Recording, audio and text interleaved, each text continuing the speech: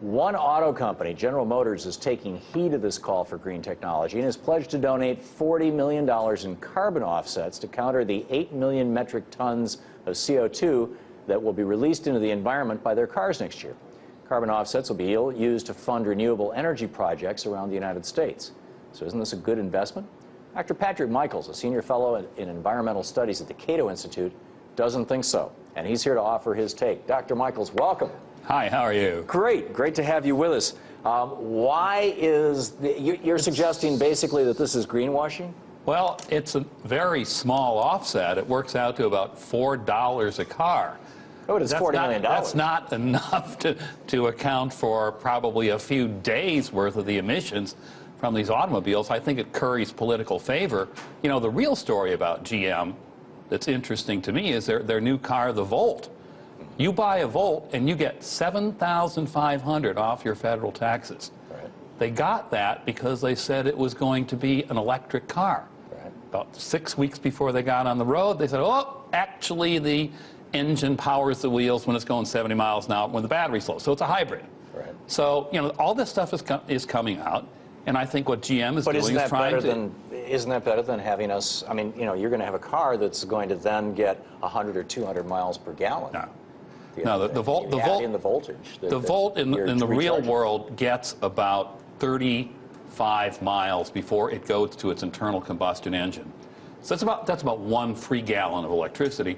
And then when it's an internal combustion mode, it's getting about 37 miles per gallon. If you only drive 35 miles between charges, it's using no electricity. Well, it's using no gas. It's using. I mean, it's using no gas. Fossil fuel from the power plant. Yeah, true. That's fine. That's going to be very. In some cases, it could be renewable energy. It's going to be a very niche market for this vehicle. For the moment. Yeah, for the moment, we'll see. But I mean, you look at this. 40% of the world's renewable resources are being made now in China, Japan, South Korea, and India. Gee, I wonder if they have lower labor costs. What do you think? Well, it's not just the labor costs. They're actually, as our last guest pointed out, as Phyllis pointed out, this is American companies going to these countries and building out technology there. And it's not just for the labor costs. It's because the governments are providing incentives. They're providing tax incentives. They're providing free property. They're providing, you know, an educated workforce. There's a related story on this that is kind of interesting. You may want to comment on it yourself. Vestas, the Danish company, Danish windmill company, just announced it's cutting 20% of its workforce and idling all their factories. Why? Because they can't find the demand. Well, they don't see the demand for their product. So, well, it's not that they don't have the demand for their product. It's that they're being undercut in the world markets by Chinese and South Korean turbine manufacturers. Well, you know, if they can produce it cheaper and they can produce it more efficiently, what's wrong with that? Well, that's the question. Is don't you invest in companies that produce efficient things? As a matter of course, of course you do. I would submit that actually this is, and it's a bit off topic, but this is a great example of when individual countries should employ protectionist policies, as China does, as India does, as South Korea does, as Japan does, and therefore they build these industries within their countries, and we haven't been doing for 30 years. We did it. We started this with Alexander Hamilton in 1791. George Washington got most of that through Congress in 1793, Hamilton's 11-point plan. It held until Reagan became president, or really the last year of the Carter administration. And you know, Bill Clinton blew a complete hole in it with NAFTA and the WTO, and now we don't make anything here anymore, and we're fixing to go down the exact same road with renewable energy. Well, darn, if we did things well and if we did things efficiently, I bet we'd compete in the world market. But no, we wouldn't.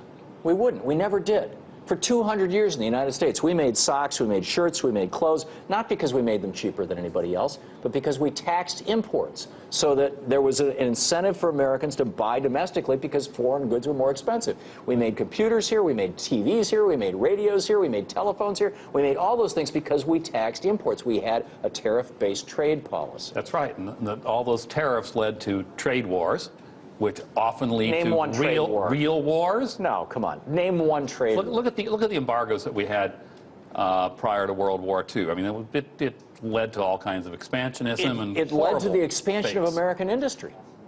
I'm talking about the Japanese expansion. Well, the Japanese had their own tariffs.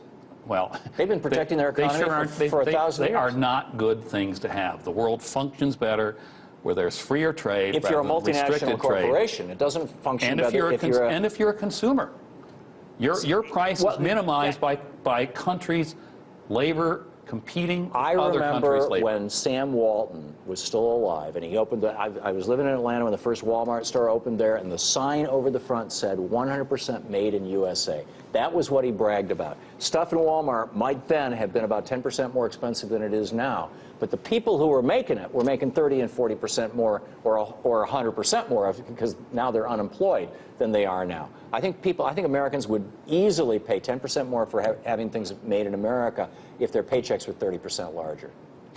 Yeah, if that were the case, I'm sure it would be very politically Well, popular, but was. Unfortunately, there are other external costs that go along with tariff-based economies. We know that. Yeah, well, it built America. I don't get why it's falling apart. But in any case, Patrick Michaels, thanks for showing up tonight. Nice to be here. Good talking with you. Fossil fuels won't be around forever. That's a fact. So should we at least be preparing for a move to renewable fuels, even if it's only baby steps? Now, only if Republicans can drop their grudge with Al Gore and jump on board the green movement. After all, there are profits to be made. Maybe that'll make the Koch brothers listen.